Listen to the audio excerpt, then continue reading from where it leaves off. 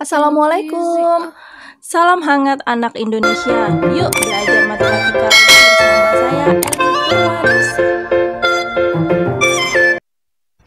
Kita lanjutkan lagi. Kali ini pembelajaran Ibu adalah tentang statistika. Yuk kita lihat bahasan dari statistika pada hari ini. Yang pertama, kita akan membahas tentang diagram batang. Yang kedua tentang diagram garis, yang ketiga tentang distribusi frekuensi.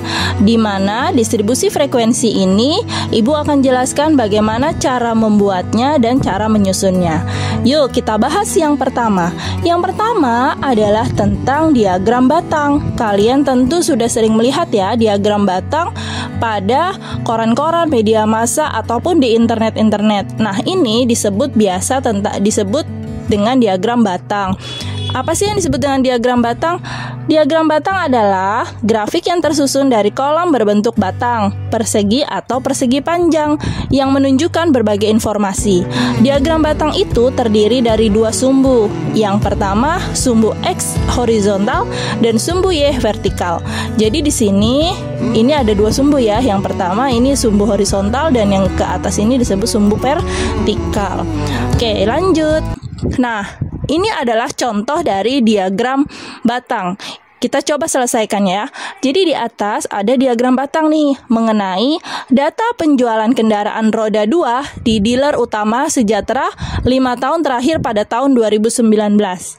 Berdasarkan gambar di atas diperoleh informasi. Nah, kira-kira mana? Ini adalah soal yang sering muncul pada soal USBN ataupun US saat kalian nanti kelas 12. Yuk kita lihat di sini ya. Yang pertama, apakah A benar? Rata-rata penjualan pada 5 bulan terakhir kurang dari 15. Berarti kita harus lihat nih rata-ratanya. Nah, kita lihat yuk rata-ratanya di sini. Juni 6 ditambah 12 ditambah 28 ditambah 20 ditambah 14 dibagi 5 bulan ya. Nah, ini hasilnya 80 dibagi 5, hasilnya adalah 16. Nah, di sini rata-ratanya kurang dari 15, padahal 16 harusnya lebih dari 15 ya. Berarti A adalah salah. Ya. Nah, kemudian yang B, penjualan tertinggi pada bulan September. Betul nggak? Salah ya, harusnya penjualan yang tertinggi adalah pada bulan Agustus. Berarti ini salah. Nah, sekarang kita ke yang C. Persentase kenaikan hasil penjualan pada bulan Juli adalah 100%. Nah, kalau kalian lihat soal yang kayak gini nih, persentase kenaikannya 100%, berarti kalau dia bulan Juli, kalian lihat dulu yang bulan Juni.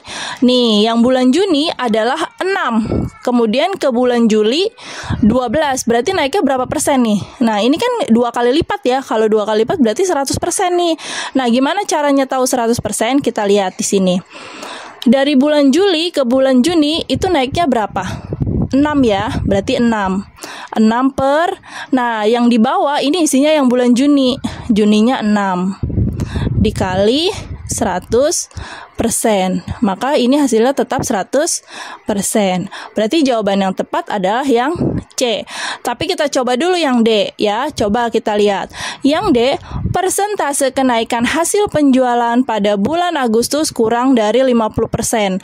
Nah, ini sama nih kayak yang C kita ngitungnya ya. Maka dari bulan Agustus kita ke Juli. Coba kita lihat. Dari bulan Juli 12. Kemudian ke bulan Agustus ada 28. Kalau dia 2 kali lipat itu berarti 100%. Misalnya gini, kamu punya uang 5.000, yang satu 10.000, berarti dia 100% tuh ya. Nah, kalau dari 12 ke 28 ini udah pasti lebih dari 100%. Karena kalau 100% aja 12 berarti 2 kalinya 24 ya. Berarti ini kurang dari 50%. Berarti ini salah. Hasil penjualan selama 5 bulan tidak lebih dari 75. Nah, ini juga salah karena selama 5 bulan penjualannya adalah 80 ya. Berarti yang paling tepat adalah jawabannya adalah yang C. Oke. Kita lanjut ya. Nah, sekarang kita akan belajar tentang diagram garis. Diagram garis adalah diagram yang berisi garis atau plot yang menghubungkan titik-titik data dan menunjukkan kuantitas dari data-data tersebut. Sekarang kita lihat. Ini diagram garisnya, ya, seperti ini. Nah, kita ke contoh deh, yuk. Nah, sekarang kita lihat di sini ada jumlah penghasilan kebun teh, ya. Ini harusnya anggap aja dalam ton deh ya, dalam ton. Nah, mungkin ke height ya. Oke, di sini ada bulan Januari, Februari, Maret, April, Mei, Juni, berarti dalam waktu 6 bulan. Sekarang kita lihat pada bulan apa penghasilan tertinggi. Nah, bulan April. Udah ya. Yo, sekarang yang kedua. Berapa penghasilan kebun teh 2 bulan terakhir? 2 bulan terakhir. Berarti kita lihatnya Mei, Juni. Ya, berarti 34 ditambah 12. Berapa hasilnya 34 tambah 12? 46. Nah, sekarang kita lihat. Yang nomor 3. Pada bulan apa selisih penghasilan kebun teh menurun tajam? Nah, ini kita lihat nih kalau yang menurun tajam. Berarti kita lihat dari grafik itu yang mana yang menurun. Nah, ini 50 ke 5 turun ya. Turunnya 5. 45 ke 43 turunnya 2. Kalau ini nggak usah dihitung karena naik. Kan yang ditanya menurun.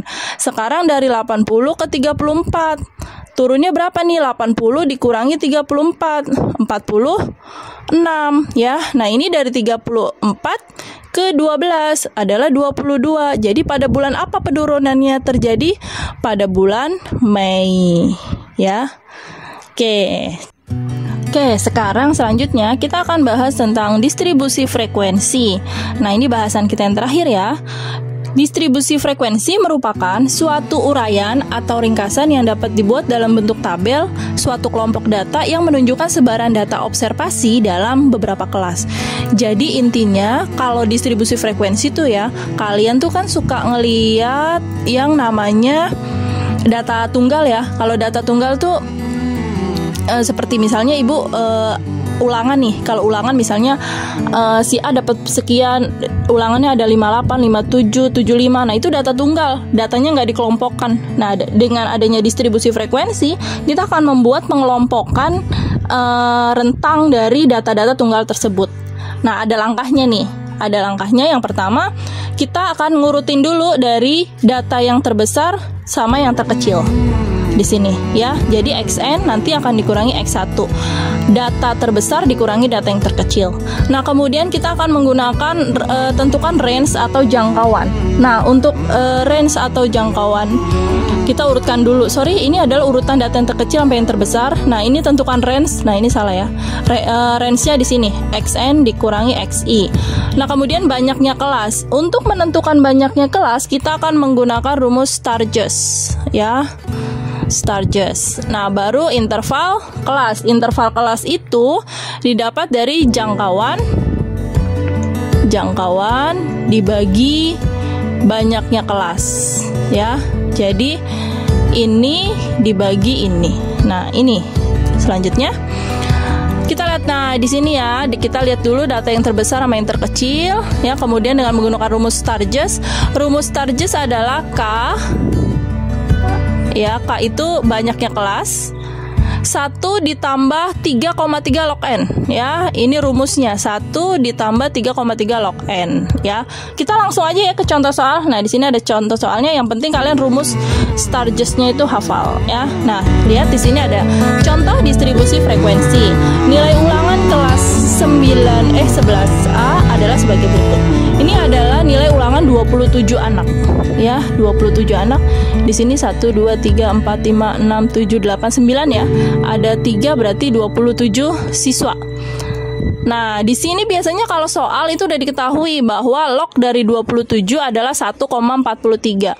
Karena log N untuk mencari banyaknya kelas. Yuk kita lihat urutannya. Yang pertama, yuk di sini ya.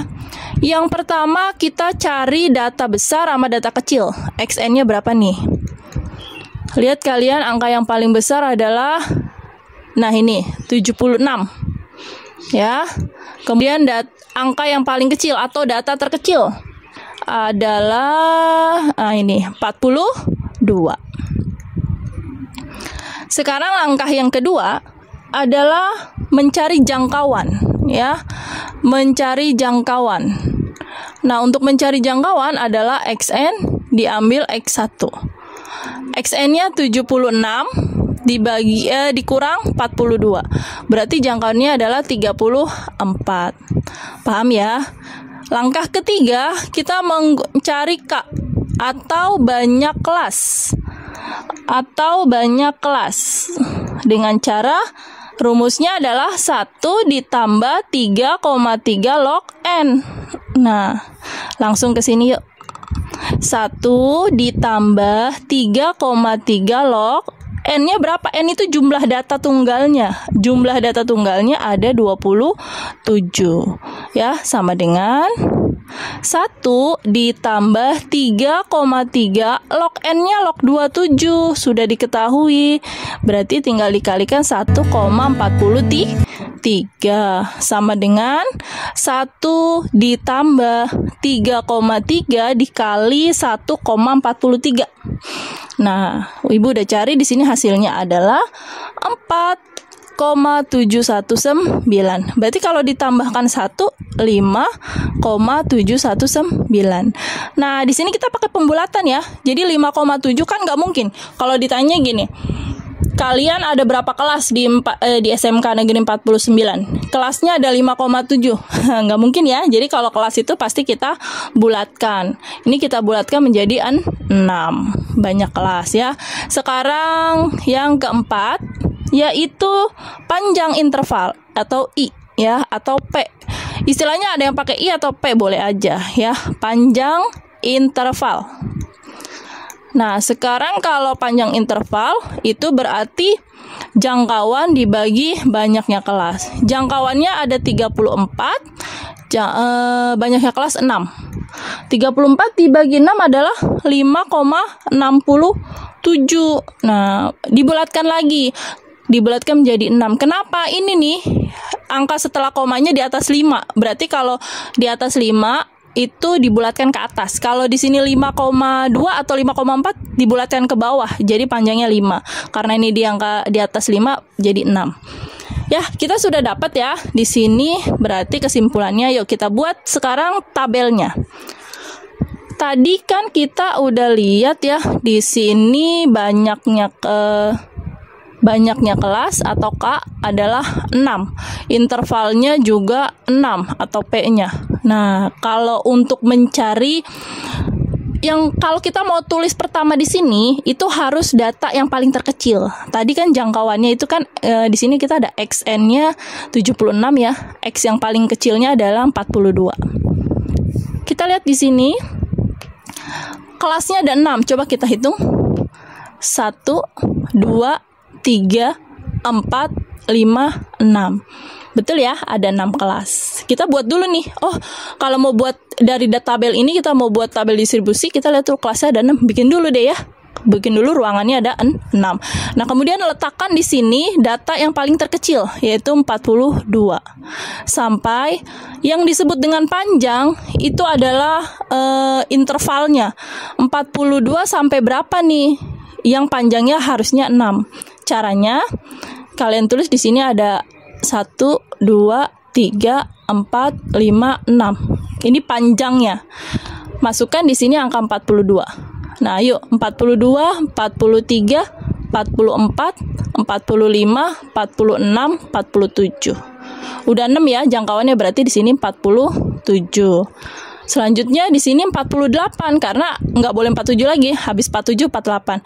Dari 48 diintervalin lagi dengan 6 angka ya. Berarti langsung aja sebut di mulut nih. 48, 49, 50, 51, 52, 53. Ya, 54. Sebut lagi, coba di sini deh biar lebih jelas ya. 54, 55, 56, 57, 58, 59. Ada 1, 2, 3, 4, 5, 6. Berarti 59 dan seterusnya. Berarti di sini 60 ya, 60 sampai 65 ya.